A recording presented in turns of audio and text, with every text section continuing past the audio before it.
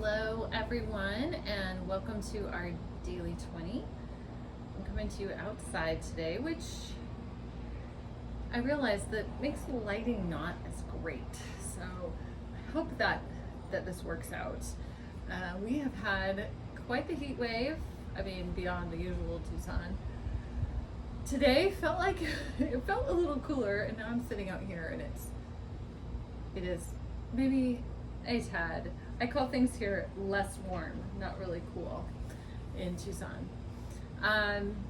So I hope that all is well for you this week as you find this Daily 20. It's been a couple weeks since we've had a new one. Today I want to talk about hip strength, working on our hips when they're sore. It's such a good, just constant exercise and body care practice that we need to have, because our hips are so important in everyday life. Our hip strength in running and any kind of sports that we do, they're really foundational to our strength. And then also by doing this, and I'm sure you've heard this before, is that by taking care of our hip strength, by having hip strength, then that also helps to prevent knee injury. We used to think like knees are just exist on their own and miss that they were affected by what happens when we hit the ground, when our feet hit the ground, and then that motion goes up through our ankles into our knees, affects our hips. But we also have motion that is driving down through our hips to our knees, so our knees just get the receiving motion of our upper body and our lower body. But by having that strength in our hips, it helps to lessen impact. It helps to keep alignment when we're taking a step and we step down. If we have that strength in our hips, that allows for a better stride and better mechanics in our stride, and therefore not putting our knees in a different alignment, which ends up causing over time injury. So today, as always, we're going to start with our foam roll. What I brought out today was the big tube foam roll. So the first thing is going to be working on our hips, and this one I just really like because you can just sit straight on it. The orb is a little more difficult. You definitely can sit down on it, but it also has some, it can be pretty painful on our hips sitting straight on that. And then if we're using like a massage gun, it is, well, it's kind of difficult to get to our hips on our own. So for self-care, I like long tube the best, and just kind of sit on it, and then you'll notice I'm kind of tilted off to one side. So I'm kind of, if you were to start with your hips just equally square, and sometimes I'll do that, just kind of roll back and forth a little bit with your hips square, and then I'm going to kind of rotate. So most of my weight is on one arm, rotate slightly, and the same principle is just rolling till we find that tight spot, holding it there, getting that release on that spot. And then also today, if there's any other things that you need to work on, also of course, make sure to do that. Okay, had to take a break there. What would one of my videos be with one of my animals not being involved? Okay, so now go ahead, switch to the other side. So I'm going to rotate out onto my other hip. And I would say if you want to pause this, you could pause it, take a few minutes, foam roll, find a few spots on each side of each glute, on your right side and your left side. And then just hold those there. Maybe find a couple spots on each side. And then I'm going to show you one other thing for hip flexors today. I'm going to hold that for about 30 seconds. I brought my water with me today, and And it can be a good practice even as you're doing your foam rolling. You know, you're sitting there for 30 seconds. It's a good time to get in some hydration, especially when it heats up. Okay, I'm going to talk more about that in a second. I'm going to switch now to move my water out of the way. So I don't think I've shown you this one before, but we can target like our hip flexors. So if you find your hip bone and then you drop down a couple of inches, that's probably right about where we want to be. So we don't want to roll right on our hip bone, but drop down slightly. So I'm going to be off to one side and just kind of finding some of those spots of tension. They can be more tender than other spots of our body, so you can kind of use your arms to prop yourself up a little bit and find those spots, and then you just want to hold there just like the rest of the time. What I was saying about the heat is sometimes when the heat bumps up and it's 10 degrees more than we're used to, our bodies respond. All of a sudden we're having to circulate more blood just to get more hydration out to our bodies, and it takes a little bit. All of a sudden we might notice that day like, oh wow, I'm really feeling the heat today more than others. So it's good to get in some extra fluids. So you might notice that your heart rate is up a little more. And that is just because your heart is pumping a little more to get that blood flow going, to get that out to your skin, so that your system, your cooling system, can work properly. So you might find, hey, you know what? The temperature popped up a little bit. I need to slow down my pace a little bit, especially when you're doing your zone 2 running. That's important that we pay attention to that, and don't worry about it because it's going to cool back down again, and we'll get back to those paces we were running at before. You might notice a hard effort, you're not able to go as hard as you could, and that's okay. You know what's normal for you, and just remember to take into account those things. But getting that really good hydration in is super helpful, so that our bodies have all the fluids that they need to have. Okay, so we've done some foam rolling. Remember, if you need to do some more, that's totally great. Just pause and do some more, or if you're working on other areas today, that is great. The next thing we're going to do are a couple of stretches for our hips. So one that I really like is it's kind of a modified, if you've seen like the hurdler stretch, it's a bit of a modification of that. So you're going to bring one knee forward and kind of this, or pigeon is also what it's called if you do yoga, but you don't go all the way down. So I'm going to show you from the side too. So I'm putting one knee forward. This leg doesn't have to be up, going horizontal in front of me, and my other knee is supporting to keep my hip up slightly. And you should feel a pretty good stretch here, right through your hip, and then you can drop it down a little bit more. You can kind of move throughout that stretch as you need to. Okay, but you don't have to force your hips all the way down on this one. Wherever you're at in that stretch is really good. And then we'll just go ahead and move to the other side. And again, you're going to go in that pigeon, but not pressing all the way down. So you can leave those hips up a little bit. And this one I like to do a couple of times on each side, just to go ahead and get that stretch and then repeat through it.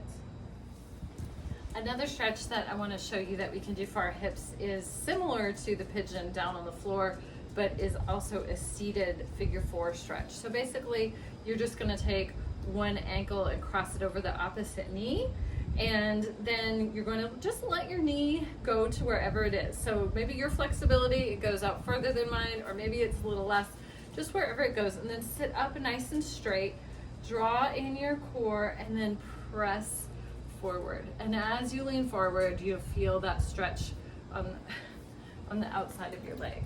Oh, Amelia's trying to drink my water. Thank you, Amelia. So just hold that stretch again, about 30 seconds, and you can do both of these because they're both going to be at a little bit different angles. So if both of them work for you, I recommend trying both of them. Hold there, and again, you can move around just like your other stretches. You can move around a little bit in that, maybe find a spot where you need a little bit deeper of a stretch, okay? So it doesn't have to be right exactly the same way that I'm doing it. Find what works for you. And we'll switch to the other side. Sit up nice and tall, let that knee drop out, and then press forward. I find that one side is a little more flexible, one hip is a little more flexible than the other, so one knee kind of drops out a little more than the other.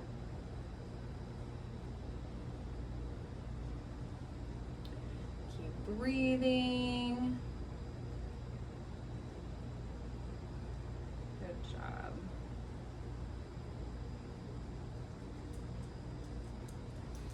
All right, so the next one, we can use a chair for it if you want to, okay, just for some stability.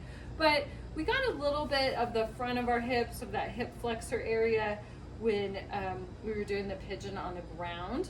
But this one, we'll just get into that one more time. So we want us to stagger our feet, so 1 foot forward, 1 foot back, tuck our hips under. You can have a bent knee or a straight knee, kind of depends on how that helps you get into the stretch a little bit more, okay? So drop that knee down, press your hips forward. You're gonna bring that same side, so the same side as I have a leg back, that I'm gonna have an arm come up and across, and I'm gonna just reach that arm up and over, and you just want to make sure that you're not letting yourself tilt back because that puts a little bit of stress on your lower back. So activate your core so you protect your lower back, press forward, and then draw that arm up and across, and that just helps you get a little bit more stretch into that hip flexor. Excellent. And then we'll switch to the other side. Drop your heel back on your back leg, tuck your hips under, press forward, and then we're going to bring that arm across, and it's going to come slightly forward, remember, not so much back, and really think about pressing into that hip. This is where we want to get that stretch on the same leg as we have our leg extended back. By extending that leg back, extending that arm up and across, we get a little more stretch through there. And again, you can do a little bit of a side bend into that, so you get a little more stretch. As you're into it more and breathing into it more, you can press that knee forward, so you can get a little more stretch in there. Awesome, awesome, awesome. And if you need to do any other stretches, make sure you hit pause and do some other stretches today, other parts of your body that might need a little extra love, a little extra support today. Now we're going to do a couple of hip strength exercises. I found my mini band, so if you have a mini band, you can use that. You can still do this without your mini band. The mini band just gives a little more resistance. If you are new to doing these exercises with the mini band, I recommend they have different resistance levels. So usually you can get a pack with 4 different resistance levels. Start on the easier one and then build your way up. Okay, so a little wind today.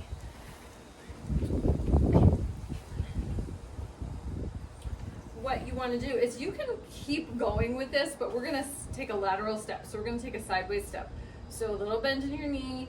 The band is going to be above your ankles. You could also put it right above your knees, just not on your knee joint. Okay, we're going to step down, and then we're going to take one step to the side, and then we're going to come back. And then we're going to step to the other side, and then we're going to come back. So the goal in this is you want to pretend if there was a straight line coming from your hips, you want to keep that line as parallel to the ground as you can. A nice flat horizontal line, so that as you make that step to each side, you feel your core engaging, and then you also feel your hips engaging to take that step. Right? So you want to make sure you're not doing kind of like reaching out with your hips. Sometimes if you have a band that is too difficult, or you start to get tired, you'll notice that your hips want to push out to make that action happen. And at that point, you should take that band off and switch to an easier band. So go ahead, we'll do about 10 to each side. And then I want to show you a couple other directions that we can take with this, just to work our hips in different ways, okay? So one is, and I show you these standing still, so that you don't have to move around. If you have space, you want to just keep stepping to the right and then come back to the left, you can do that as well. So this one is, I call this like a sideways V. So you're going to take a diagonal step forward. I want both feet to stay parallel to one another, and then you're going to come back so your feet are even, but you still have some tension in the band. And then you're going to take a step diagonal back. Again, your feet are staying parallel, and then coming back to center. Okay, so we're going to do these little sideways V on one side. And if you want to do one side and then the other, you're more than welcome to. I just like to do one side, because that really kind of, you'll start to feel that hip working a little more as you're just, it's that anchor hip is holding in place. It's doing its own work and its own stabilizing as you take these steps. So we want to go 10 forward, 10 back. And then we'll switch to the other side. We're going to keep those feet parallel, keep your core activated, a little bend in your knees, keep that nice horizontal line going from your hips. And there's no problem to adjust whenever you need to. Sometimes our bodies start to get a little tired, and they start to compensate for what we're doing. They try to make it a little easier on us, or they try to work around a tired muscle. And so our proprioception will tell our bodies to make that shift. And if you do this like in front of a mirror, or set up your phone so that you can see what you're doing, that can give you a little just instant feedback on how your exercises are going. All right, the last one I'm going to show you sideways on this, is we're going to bring a knee forward, and then we're going to press straight leg back. So trying to keep that foot off the ground, but if you touch down, it's completely fine. If you want to put a chair next to you for a little more stability, please do so. So we're going to bring a knee up and forward, press the heel back, nice straight line with your body, so that we don't have a bend in our lower back, so we don't have that curve. You want to use your core, and then really think about, as you're pressing back, really activating that glute to press your legs straight back. This is a great exercise. Think about the motion that this looks like, right? As you're running or walking, lifting that knee, pressing that leg back. About 10 forward, 10 back, and then we'll switch to the other side.